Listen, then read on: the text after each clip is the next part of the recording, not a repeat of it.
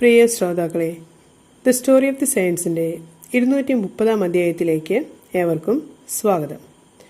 വിശുദ്ധ ജസ്റ്റായ്ക്കും വിശുദ്ധ റുഫീനയ്ക്കും ശേഷം ഈ ആഴ്ച ബ്രിൻഡീസിലെ വിശുദ്ധ ലോറൻസിനെ കുറിച്ചാണ്. 1559 നേപ്പിൾസിലെ ബ്രിൻഡീസിലായിരുന്നു വിശുദ്ധ ലോറൻസ് ജനിച്ചത്. ജൂലിയസ് സീസർ എന്നായിരുന്നു വിശുദ്ധൻ്റെ ആദ്യത്തെ നാമം. വെനീസിലെ സെന്റ് മാർക്ക് കോളേജിലെ വിദ്യാഭ്യാസത്തിന് ശേഷം വിശുദ്ധൻ കപ്പൂച്ചിൻ ആശ്രമത്തിൽ ചേർന്നു. അവിടെ വെച്ചാണ് ജൂലിയസ് സീസറിന് ലോറൻസ് എന്ന പേര് ലഭിക്കുന്നത്. പാതുവായിലെ സർവകലാശാലയിൽ നിന്നും വിദ്യാഭ്യാസം പൂർത്തിയാക്കിയ വിശുദ്ധൻ നിരവധി ഭാഷകളിൽ പ്രാവീണ്യം നേടി. Hebrew, German, Greek, Bohemian, Spanish, French എന്നീ ഭാഷകളിലും ബൈബിൾ ലിഖിതങ്ങളിലും അഗാധമായ അറിവ് നേടുകയും ചെയ്തു. ഒരു പുരോഹിതാർത്ഥിയായിരിക്കുമ്പോൾ തന്നെ വിശുദ്ധ ലോറൻസ് ബ്രിൻഡീസിലെ നല്ല സുവിശേഷകൻ എന്ന പ്രസിദ്ധി നേടിയിരുന്നു.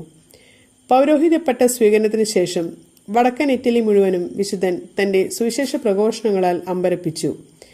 ഒരു കപ്പൂച്ചിൻ ആശ്രമം സ്ഥാപിക്കുവാനുള്ള ദൗത്യവുമായി പാപ്പ വിശുദ്ധനെ ജർമ്മനിയിലേക്ക് അയച്ചു.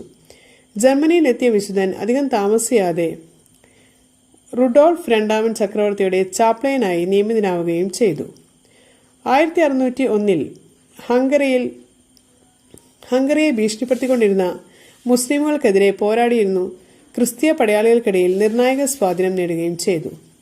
വിശുദ്ധന്റെ പ്രവർത്തനങ്ങളുടെ ഫലമായി യൂറോപ്പിലെ കത്തോലിക്കരുടെ സഹായത്തിനായി ഒരു കത്തോലിക്ക സഖ്യം രൂപം കൊണ്ടു. ഫിലിപ്പ് മൂന്നാമനെ കത്തോലിക്ക സഖ്യത്തിൽ ചേർക്കുവാൻ പ്രേരിപ്പിക്കുക എന്ന ദൗത്യവുമായി ചക്രവർത്തി വിശുദ്ധനെ സ്പെയിനിലേക്ക് അയച്ചു.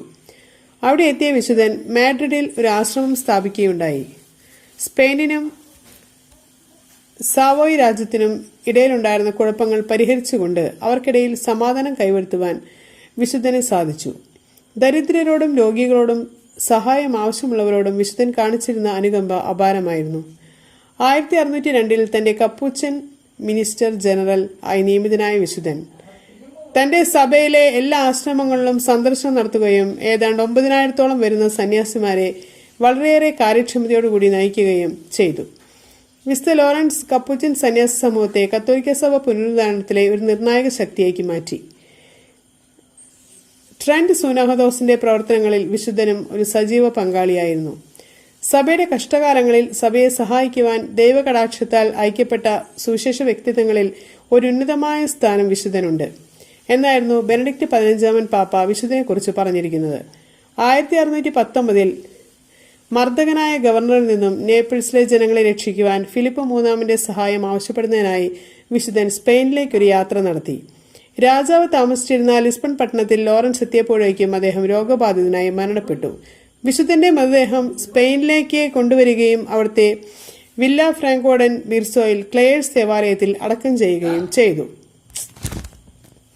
ഇനി നമുക്ക് ഇന്നത്തെ ചിന്താവിഷയം എന്താണെന്ന് ശ്രദ്ധിക്കാം. മാധുര്യമുള്ളതും സൂക്ഷ്മതയുള്ളതുമായ വാക്കുകൾ കൊണ്ട് അഴകുള്ള ഒരു ജീവിതത്തിനെ അടിത്തറ പാകാനാകും. മൂർച്ചയുള്ള ആയുധത്തിനേക്കാൾ ആഴത്തിൽ വേദനിപ്പിക്കുവാൻ കടുത്ത വാക്കുകൾക്ക് കഴിയുമെന്നറിയുക. വ്യക്തിത്വത്തിന്റെ മുഖശ്രീയായ ഓരോ വാക്കുകളും മറ്റുള്ളവർക്ക് സാന്ത്വനമാകുന്നതും ഹൃദയത്തെ നോവിക്കാതിരിക്കുന്നതുമാകട്ടെ.